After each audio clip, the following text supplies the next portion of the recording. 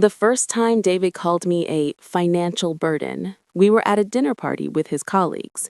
I had spent 3 hours preparing a four-course meal for 12 people. My back was aching, and my hands smelled like garlic and degreaser.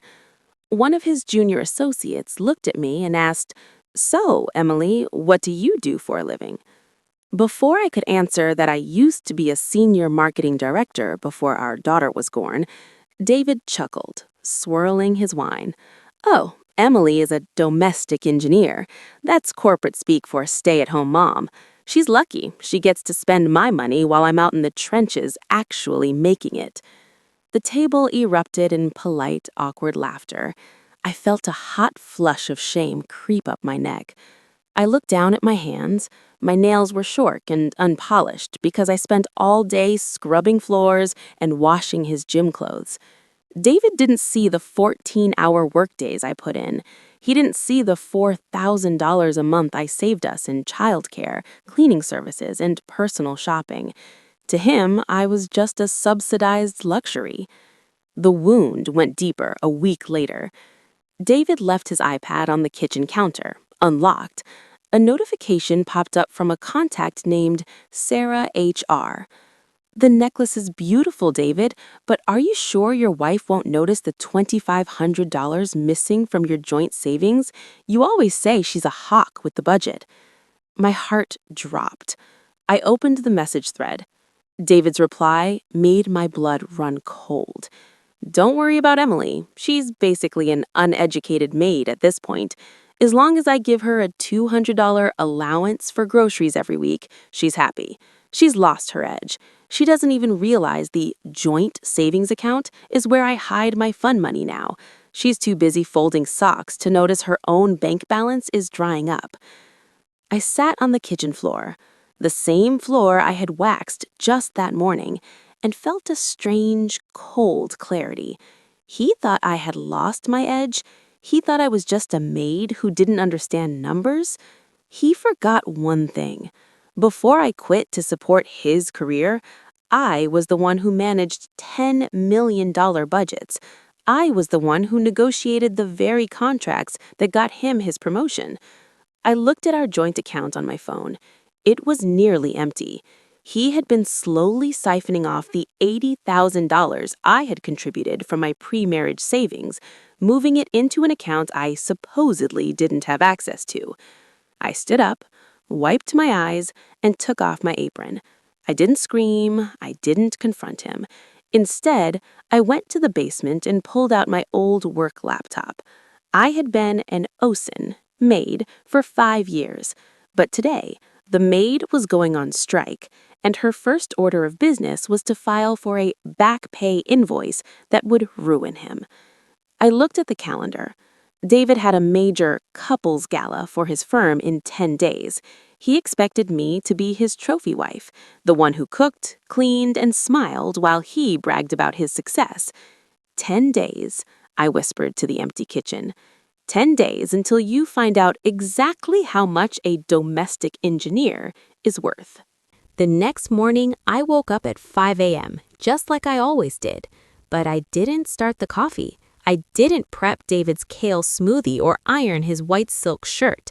Instead, I sat at my desk and sent a single email to my former mentor at my old firm. "I'm back.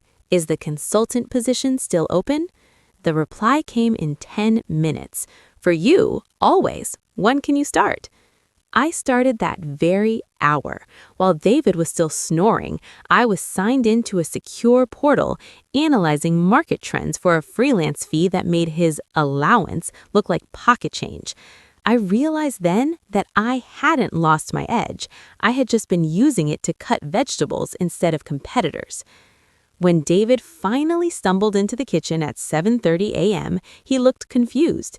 The counters were bare. No breakfast, no lunchbox packed. "Em, where's my coffee? And my shirt isn't in the dressing room," he called out, his voice tinged with the usual irritation of a man who expects the world to rotate around his needs.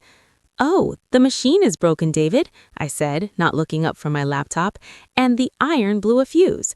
I'm sure you can grab a latte on the way to the office, and there's a dry cleaner right next to your building." He stood in the doorway, frowning. "What are you doing on that old computer?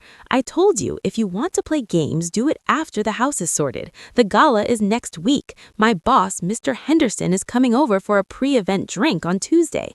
The house needs to be spotless." "I'll get to it," I said vaguely. I didn't get to it. For the next 5 days, I did the bare minimum.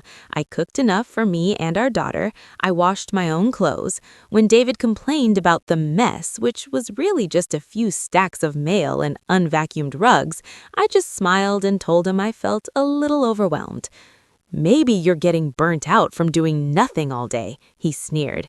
"Just keep it together for the gala. It's my big night. I'm up for senior partner." While he was at the office, I was making moves. I contacted a high-end household management firm. I didn't hire them.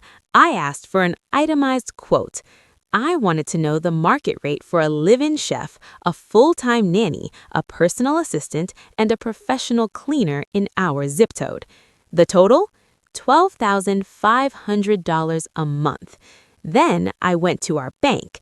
Since I was still technically a joint owner of the house, I pulled the records of every transfer David had made to his secret account.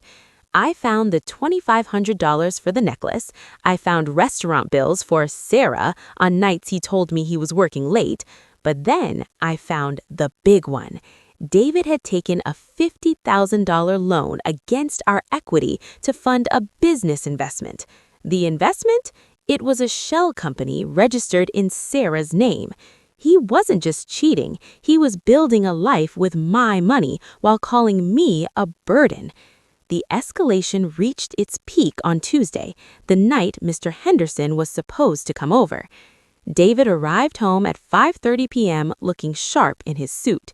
He expected to walk into a home smelling of roast beef and expensive candles.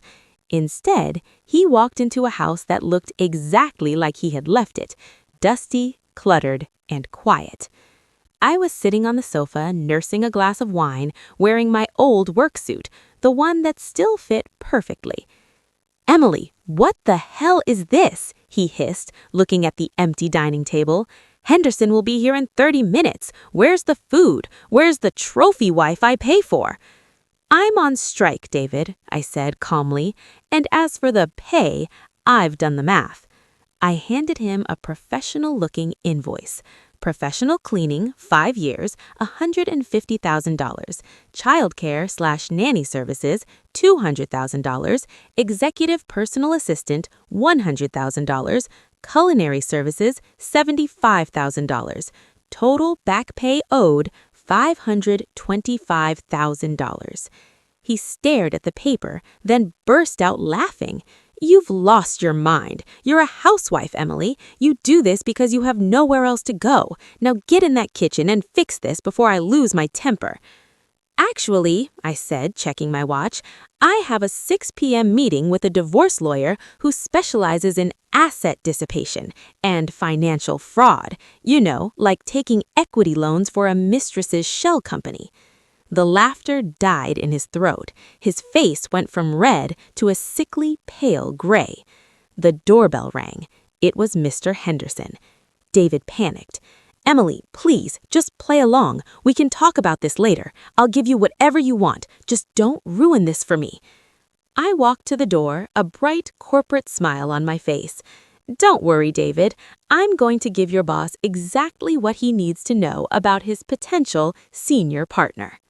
I opened the door with the kind of poise that only comes from knowing you hold all the cards. Mr. Henderson stood there, a towering man of old-school values and immense corporate power.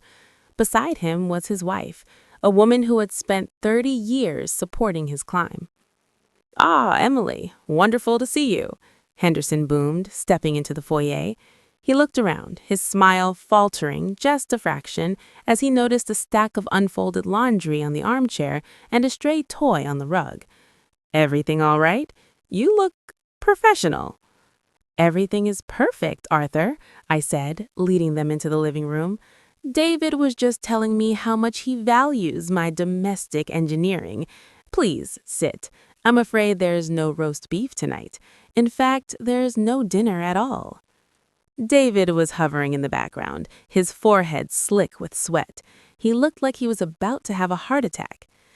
Arthur, I am so sorry. Emily's had a bit of a nervous breakdown. The stress of the house, it's too much for some.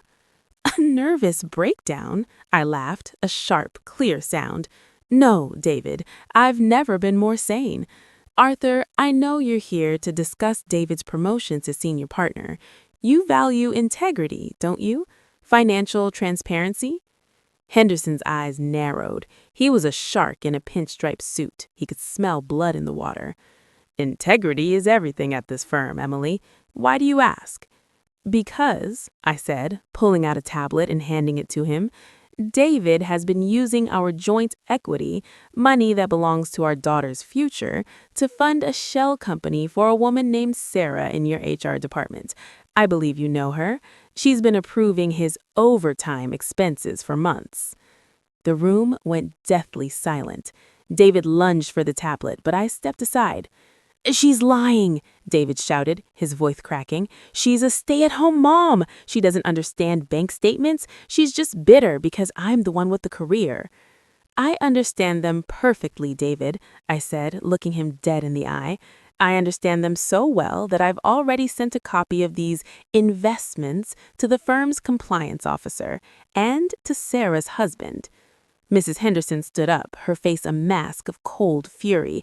She had been the invisible wife once. She knew exactly what she was looking at. Arthur, she said quietly, we're leaving.